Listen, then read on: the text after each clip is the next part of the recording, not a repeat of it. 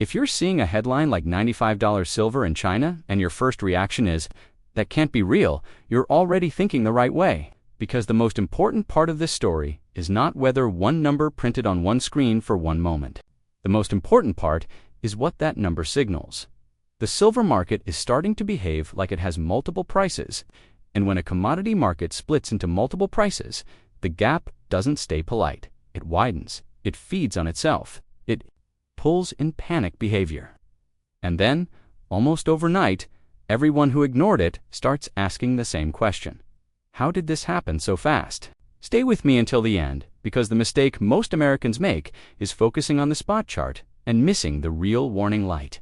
The gap between paper silver and physical silver, and the gap between regions that desperately need metal and regions that assume metal is always available. When that gap starts exploding, you're not watching normal volatility. You're watching the market's plumbing fail in real time. Let's define the problem clearly. Silver is supposed to be one global market, one metal, one reference, price, plus small local differences for shipping and form. That's the entire point of a globally traded commodity. Arbitrage is supposed to enforce that unity. If silver trades higher in one region, traders buy it cheaper elsewhere, move supply, and close the spread. That's how the world keeps one price. But arbitrage isn't magic. It requires a functioning system, available inventory, reliable delivery channels, reasonable financing costs, and enough time to move metal before conditions change. When those conditions weaken, the silver market stops acting like one pool and starts acting like separate pools with separate prices. One pool is paper exposure contracts and financial claims. Another pool is physical delivery metal that can actually be sourced, fabricated, and delivered in the form buyers need. A third pool is regional urgency places where industrial buyers cannot afford delays and will pay premiums to secure supply. When these pools separate, the price gap forms. When the gap forms and persists, it starts to explode because the gap itself changes behavior. Now, about that $95 in China headline. It could come from a combination of factors: contract structure, conversion, local premium, delivery timing, and the fact that certain forms of silver can become scarce. At the worst moment, the exact number matters less than the condition. The condition is that China is showing extreme tightness signals that often appear before the global paper price fully adjusts. And China is the perfect place for this to show first, because China is not a casual participant in silver. China is one of the most intense industrial consumers on Earth. It sits at the center of manufacturing for solar, electronics, industrial components, and huge parts of the global supply chain. When China pays a premium for silver, it's not usually because people are bored and want to speculate. It's often because real buyers need supply continuity factories, production lines, and procurement schedules that cannot be paused. That's why the word gap matters. A gap means the market is saying, silver is not equally available everywhere. And when a market starts saying that, it's telling you it's under stress. So what is causing the stress? Three forces are colliding: structural, industrial, demand, slow and constrained supply, and a fragile market structure where paper volume can mask physical tightness till it can't. Let's start with industrial demand, because this is the foundation. Silver is not just a precious metal. It's a conductor and a critical material in technologies that are being scaled aggressively. Solar panels use silver for conductive paste and efficiency. EVs and modern vehicles use silver across electronics, sensors, power systems, and connectivity. Data centers and advanced computing rely on high-performance hardware and power systems where silver appears in critical components. Medical tech uses silver's antimicrobial properties. Defense and aerospace systems use silver in advanced electronics and communications. And here's the key: much of that silver is consumed and dispersed. It goes into tiny components across millions of devices. It doesn't come back easily. Recycling exists, but it does not capture most dispersed silver at scale. That means silver is quietly being pulled out of circulation year after year. This is not a demand spike that disappears next quarter. It's structural now supply. Silver supply doesn't respond quickly. New mines take years to finance, permit, and build, or grades decline, costs rise, environmental constraints slow expansion, and a large chunk of global silver is produced as a byproduct of mining other metals. That means silver output depends on copper, lead, zinc economics, not silver alone. Even if silver prices rise, supply does not instantly surge. The system relies on above-ground inventory as a buffer, and buffers can shrink quietly. When buffers shrink, the market becomes sensitive. Sensitive markets are the ones that produce gaps, because a small local surge in demand can overwhelm available supply in that region. That's when the local price spikes above the global reference price. Now, the market structure is the silver trades heavily in paper markets futures, derivatives, ETFs, where enormous amounts of silver exposure can be traded without moving metal. This creates the perception of deep liquidity. You can buy and sell instantly, and the market seems infinite. But physical silver is not infinite. Physical silver must be mined, refined, fabricated, shipped, insured, and delivered. In stressed markets, the bottleneck is not trading, it's delivery. That's why paper and physical can diverge. Paper can stay relatively calm because it's claims trading with claims. Physical can become frantic because real buyers need real metal. When that divergence grows, the market loses its ability to stay unified. That is what the exploding gap represents. Now here's the part that most Americans don't understand until it's too late. The gap itself becomes a magnet for behavior that makes it worse. When buyers see a premium forming in a major region, they interpret it as a warning. If I wait, it will cost more and be harder to get. That triggers forward buying. Companies that normally buy month to month start buying quarter to quarter.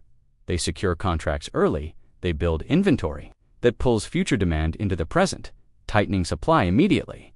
At the same time, sellers react. If you are holding metal and you see premiums rising, you become less willing to sell today.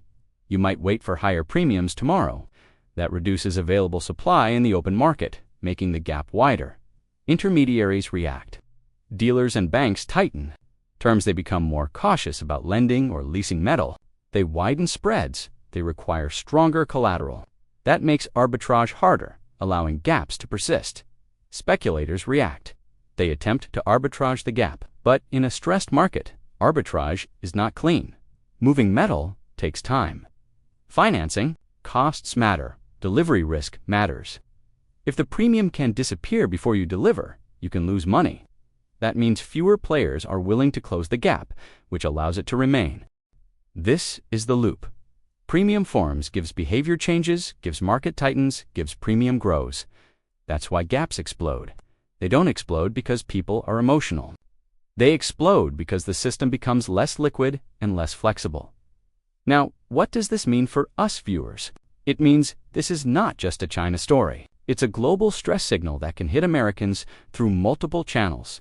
First, silver is embedded in industries that matter for the U.S. economy: electronics, medical devices, defense, advanced computing. If the real procurement cost rises, it can pressure margins and raise costs downstream. That can contribute to inflation persistence in certain categories. Second, a cracking silver market often signals broader liquidity stress. When hard assets start behaving like they're short of supply, and when premiums widen, it often reflects a market environment where confidence is shifting and risk is rising. It can be an early warning sign of volatility in other market threats. Equities credit because it reflects tightening conditions. Third, if investment demand increases globally, silver can move fast. Silver is a small market compared to global capital. That means it doesn't take enormous flows to create large price moves. If the narrative shifts from silver is boring to silver is tight, you can get a sudden wave of demand that overwhelms the market. Now, you might ask, does this guarantee silver goes straight up? No, silver is volatile. In broad market stress events, forced selling can temporarily push silver down with everything else. But this is where the sequence matters. In a real tightening regime, silver tends to recover quickly after forced dips, and physical premiums tend to remain firm. That's how you know the underlying pressure is real. So, what should viewers watch to know if this gap is truly exploding and not just a momentary distortion? Watch whether physical premiums remain elevated even when the paper price cools. Watch whether delivery conditions remain tight. Watch whether the gap persists across multiple sessions rather than collapsing quickly. Watch whether local stress spreads to other regions and venues. Watch whether price behavior becomes more discontinuous sharp jumps, quick recoveries, reduced pullback duration, because when a market is truly cracking, it stops moving like a smooth trend. It moves like a coiled spring, releasing in bursts. Now, let's talk about what comes next, because this is the part that separates a high-value analysis from a headline reaction. If the gap continues, the global price has to respond in one of three ways. 1. The global price rises to meet the physical reality. This is the cleanest outcome. The market reprices upward to reduce demand, attract supply, and close the gap. 2. The gap collapses because demand weakens, sharply either due to economic slowdown or policy tightening that hits industrial activity. This can happen, but if industrial demand remains structural and if inventories are thin, the collapse may be temporary. 3. The market becomes fragmented and volatile, with repeated episodes of premiums and gaps. This is often what happens when structural tightness exists, but the system still tries to trade paper volume on top of physical constraints. Volatility becomes the new normal. The scary part for the market is that volatility itself can become a driver, because it changes behavior. It makes buyers more urgent. It makes sellers more cautious. It makes intermediaries tighten more. It makes gaps harder to close. If you're still here, here's the final point, the one that should stick in your mind. A. Commodity market can hide tightness for a long time, as long as paper trading dominates, and as long as most participants don't demand delivery. But when a major industrial region starts paying extreme premiums when headlines start talking about $9,095 or higher, the market is flashing the real warning light. The system may be losing its ability to smoothly deliver metal at the reference price. That's what an exploding price gap means. It means the market is no longer one market. It means access is becoming the story. And when access becomes the story, price becomes a function of scarcity, not sentiment. So whether the exact tick is $95 or the high $80s with a brutal premium layered on top, the signal is the same. Something is changing in the silver market's plumbing. The gap is forming, behavior is shifting. And the next phase of the pressure continues won't be slow enough for everyone to adjust comfortably. That's why this matters. And that's why the people who only watch the spot chart are usually the last to understand what's happening.